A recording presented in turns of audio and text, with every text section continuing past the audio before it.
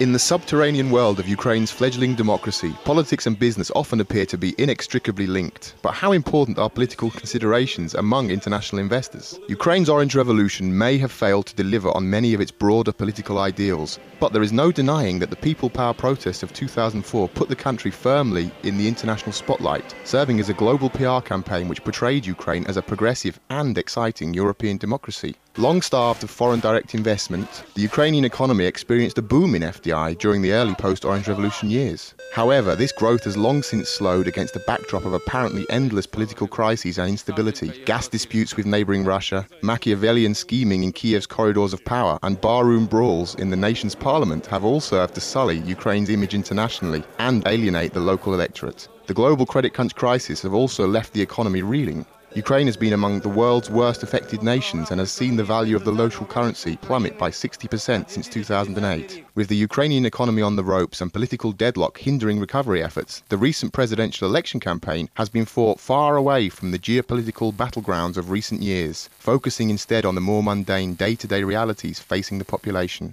Viktor Yanukovych managed to tap into this sense of disillusionment by offering voters the promise of stability and greater social security. His simple message of an end to chaos proved more than a match for Yulia Tymoshenko's traditional crusading style. For years the queen of the Ukrainian campaign trail, Tymoshenko's bid for the 2010 presidency failed to excite enough Ukrainians and often appeared to lack momentum. In more optimistic times, the use of an Arctic tiger as a campaign prop would probably have provoked smiles and gasps of admiration. But it seems that in the current economic climate, the Ukrainian electorate no longer has the patience for such frivolities. Viktor Yanukovych's victory is certainly a watershed in Ukrainian politics, but it remains to be seen what it could mean for the broader economy and for the country's investment climate. Will a Yanukovych presidency mean a return to robust FDI growth? And what will investors be looking for in the new president as he sets out his economic agenda?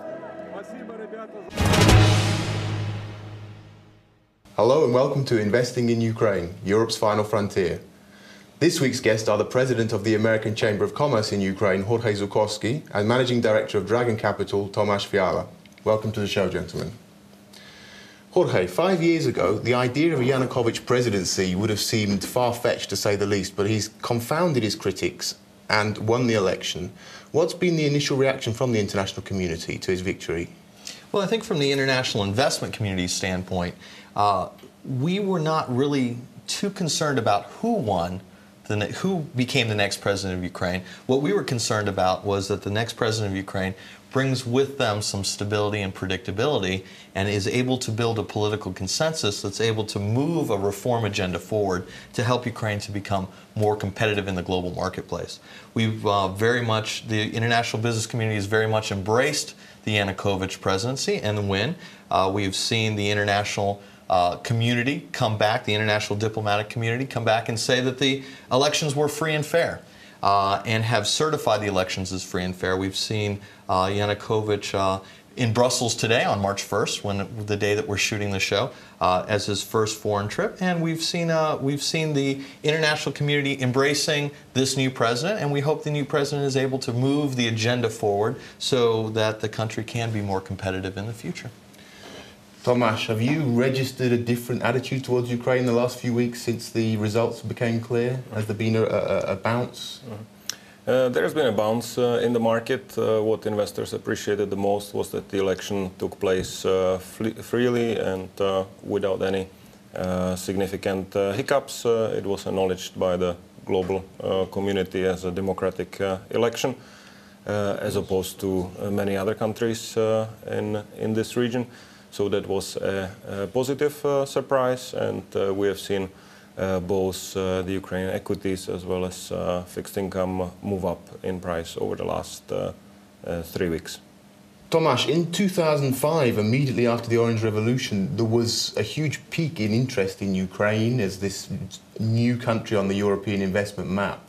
Obviously now there's more of a significant direction towards the east, allegedly under Yanukovych's direction. Has there been a similar reaction this time? Has there been an increase in European interest? What I would say about what happened 5 years ago. 5 years ago, there has been great expectations, both domestically as well as internationally, from Ukraine and from its development.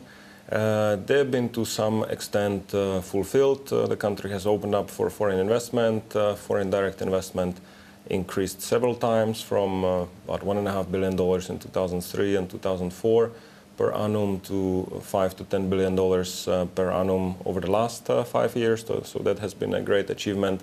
Some sectors of the economy have received a very large inflow of investment, like banking, real estate, retail, FMCG, and other sectors. So Ukraine has definitely integrated over the last 5 years into the world economy. There's been also some disappointment, both locally, which has been shown in the result of this election, and the percentage that Mr. Yushchenko received in this election.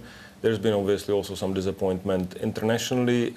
Some of the reforms that were expected to be easily done within a 5-year window have not taken place. So there's been also a little bit of a disappointment over the last 2 years. Plus, internationally, the financial crisis has hit Ukraine pretty hard. So we've seen the economy decline very sharply at the end of 2008 and in the first half of 2009. But since then, we see the international markets for Ukrainian exports recovering, and the Ukrainian economy has also shown already 3 quarters of positive GDP growth. So we are looking with hope and slight optimism to the rest of this year.